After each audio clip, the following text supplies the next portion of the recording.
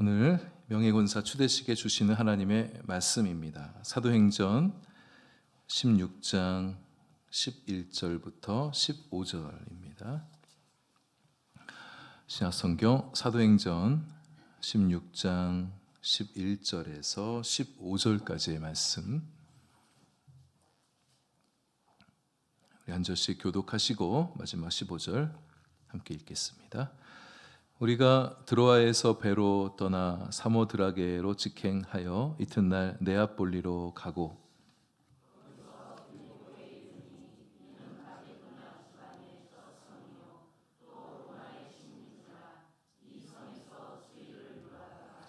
안식일에 우리가 기도할 곳이 있을까 하여 문 밖 강가에 나가 거기 앉아서 모인 여자들에게 말하는데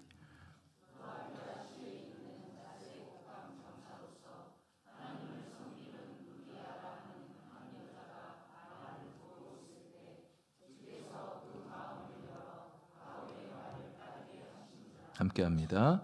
그와 그 집이 다 세례를 받고 우리에게 청하여 이르되 만일 나를 주 믿는 자로 알거든 내 집에 들어와 유하라 하고 강권하여 머물게 하니라. 아멘. 의사이면서 유명한 소설가이자 시인이 독일의 20세기 시인이었던 한스 카로사라는 사람이 인생을 두고 이렇게 정의를 했습니다. 인생은 만남이다. 인생은 만남이다. 여러분 그렇죠? 우리의 삶은 숱한 만남으로 이어져 왔다고 해도 과언이 아닐 것입니다. 부모와 자식 간의 만남, 또 형제들 간의 만남, 배우자와의 만남, 친구와의 만남, 직장 동료들과의 만남. 우리는 수많은 만남 속에서 자신을 발견하고 사람을 이해하게 되고 또 세상도 보게 되어지고 인생의 의미도 깨닫게 되어집니다.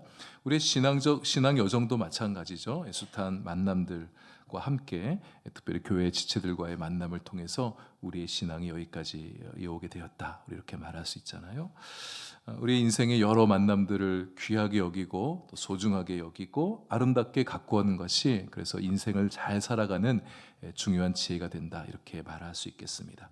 만남의 깊이만큼 내 영혼도 내 존재도 깊어지게 되고 만남의 풍성한 만큼 우리의 삶도 풍성해질 수 있죠. 많이 만나라는 것이 아니라 한 만남을 갖더라도 그 안에서 풍성한 나눔을 갖게 되어질 때 우리는 풍요로운 삶을 살아갈 수 있게 되어집니다. 신앙적 만남의 깊이와 풍요로움도 마찬가지입니다. 신앙의 깊이와 풍요로운 만큼 우리의 영성도 깊어지고 풍성해지겠죠. 예수님 이후에 가장 위대한 기독교 신앙 인물을 한 사람 꼽아보라면 우리는 주저없이 바울을 생각해 볼 수 있을 것 같습니다. 교회의 위대한 교부로 일컬어진 어거스틴도 굉장히 탁월한 교부이고 그리스도인이었지만 사실 그도 바울의 뒤를 잇는 사람이었고요. 종교개혁가 마틴 루터도 대단한 영성의 사람이었지만 그 역시 바울 사도에 빚지고 있다. 이렇게 말할 수 있겠습니다. 바울은 가히 인류 역사에 있어서 가장 위대한 그리스도인이었다. 이렇게 말해도 지나치지 않을 것 같습니다. 근데 바울이 혼자 잘나서 그렇게 우리가 알고 있는 이 바울의 모습을 가지게 되었느냐? 물론 그 자신의 탁월한 역량이 한몫했겠죠. 그러나 그에게 좋은 영향력을 주었던 사람들이 있었습니다. 그를 도와준 사람들이 있었습니다. 많이 있었습니다. 바울이 바울 되어지는 데는 주변에 많은 사람들의 도움이 있었기 때문에 오늘날 우리가 만나는 바울의 모습을 볼 수 있게 되는 거죠. 바울이 다메섹 도상에서 예수님 만난 이후에 예수님이 어떤 분이신지를 더 자세히 알려주는 사람이 있었습니다. 그리스도 신앙에 귀의할 수 있도록 도와주고 그의 인생의 비전과 사명이 무엇인지를 일깨워줬던 예수님의 제자 아나니아가 있었었죠. 또 바울을 안디옥 교회 동역자, 동사 목사로 불러줘서 함께 목회할 수 있도록 도와준 바나바도 있었습니다. 또 바울이 선교 사역을 마음껏 펼쳐갈 수 있도록 예루살렘 공의회에서 공적으로 그를 인정해줬던 야고보, 예수님 동생 야고보와 또 베드로가 있었기 때문에 바울이 마음껏 날개를 펴고 선교 사역을 펼쳐갈 수 있었죠. 그에게 좋은 동역자, 협력자였던 디모데와 영적인 아들인 디모데와 디도도 있었습니다. 감옥에 갇힐 때 실라라는 사람이 바울에게 또 힘이 되어줬습니다. 그 밖에도 이루 말할 수 없는 숱한 사람들이 바울 곁에서 바울의 동역자가 되어주었습니다.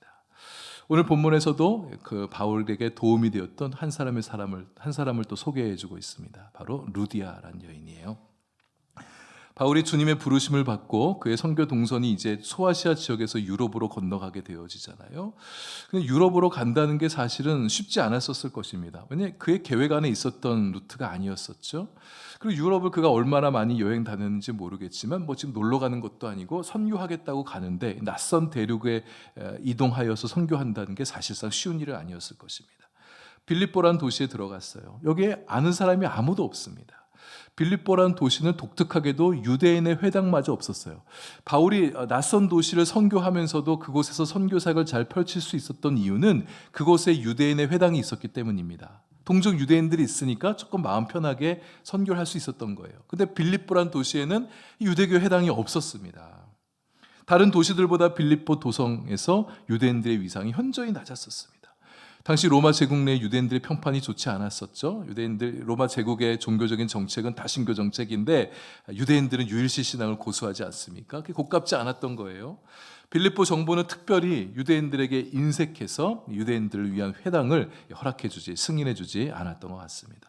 그래서 바울이 안식일이 되었을 때도 예배할 곳을 찾는데 회당을 만나지 못한 거예요. 그래서 어디서 예배할 수 있을까? 기도처라도 찾아봐야겠다 하고 나가서 성문 밖에까지 나갈 정도로 성문 안에서는, 빌립보 도성 안에서는 기도할 만한 곳도 찾아볼 수 없었다는 겁니다.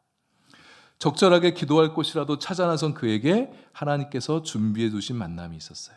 바로 두아디아에서 살아가고 있는 루디아란 여인이었습니다. 여기서 지금 이게 바울과 루디아란 여인이 만난 게 기가 막힌 만남이거든요. 하나님의 섭리가 빛나고 있는 대목입니다. 왜 그러냐?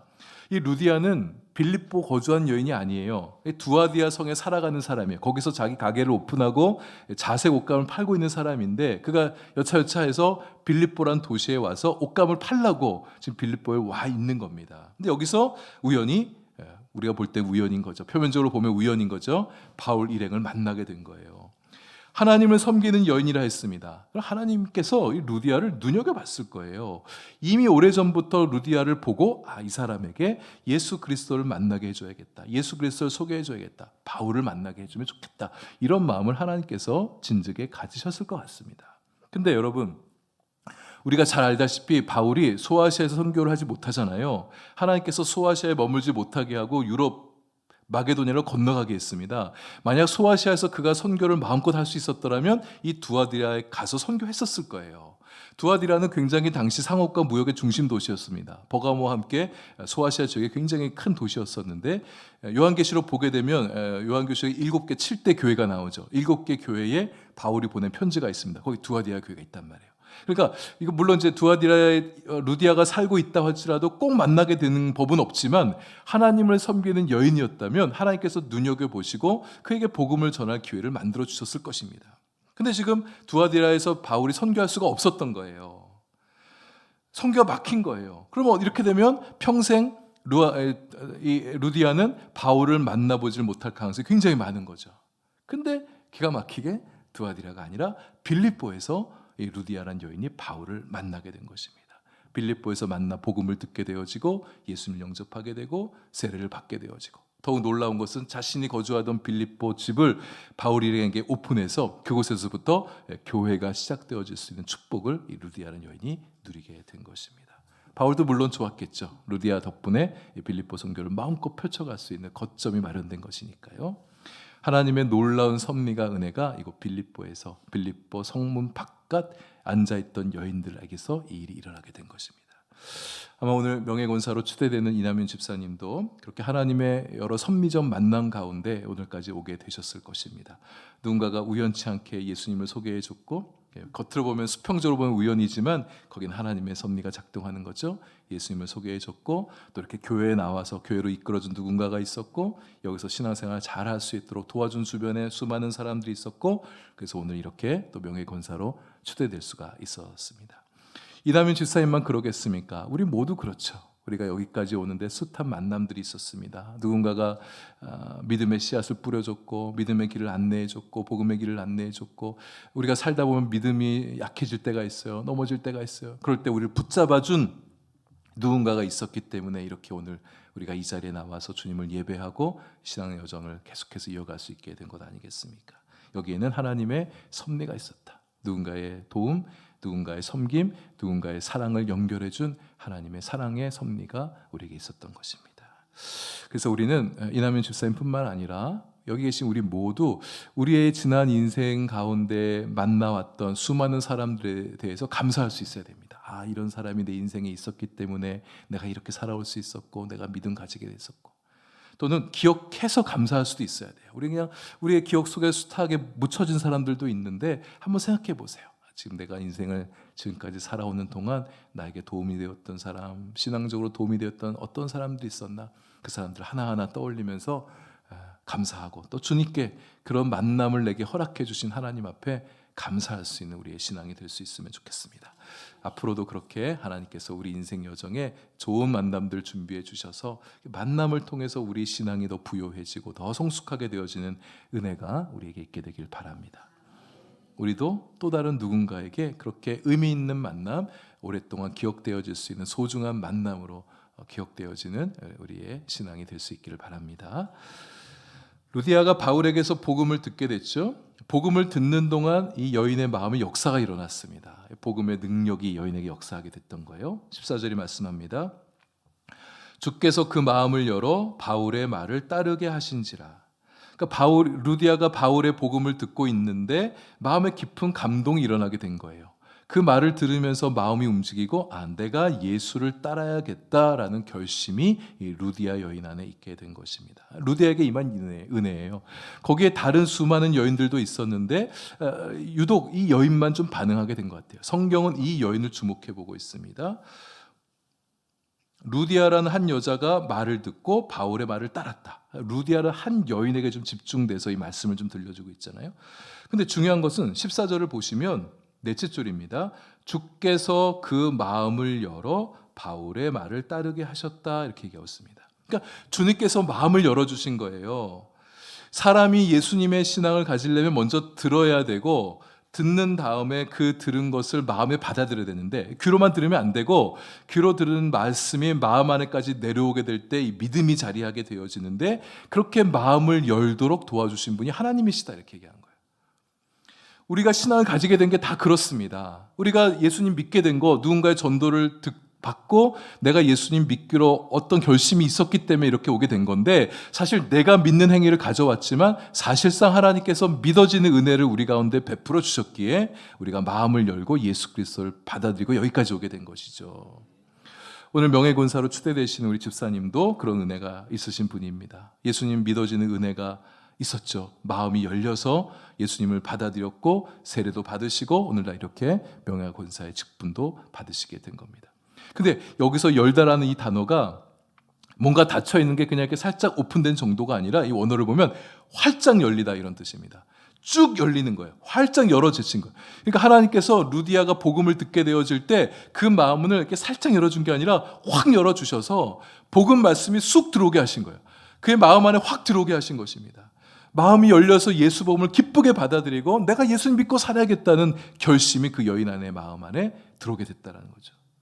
우리 집사님도 그런 과정을 겪으셨고 앞으로도 마찬가지입니다. 우리 주님을 향해서 마음을 활짝 여셔서 하나님께서 들려주신 말씀을 기쁘게 받아들이시고, 하나님이 말씀을 주시면서 은혜도 주시고 사랑도 주시고 능력도 주시고 지혜도 주시잖아요. 그것들을 다 마음을 활짝 열어서 다 받아들이는 은혜가 우리 집사님에게 있어지게 되길 바랍니다. 그래서 더 풍성한 풍요로운 신앙의 삶을 살아가시는 우리 이남윤 집사님 되실 수 있기를 바랍니다. 주님께서 루디아의 마음을 열어서 예수 복음을 따르게 하시자 이 집안에 이제 놀라운 일들이 일어나게 되어져요. 루디아 자신만 구원받고 마는 게 아니라 그 집안 식구들도 다 세례를 받게 되었다.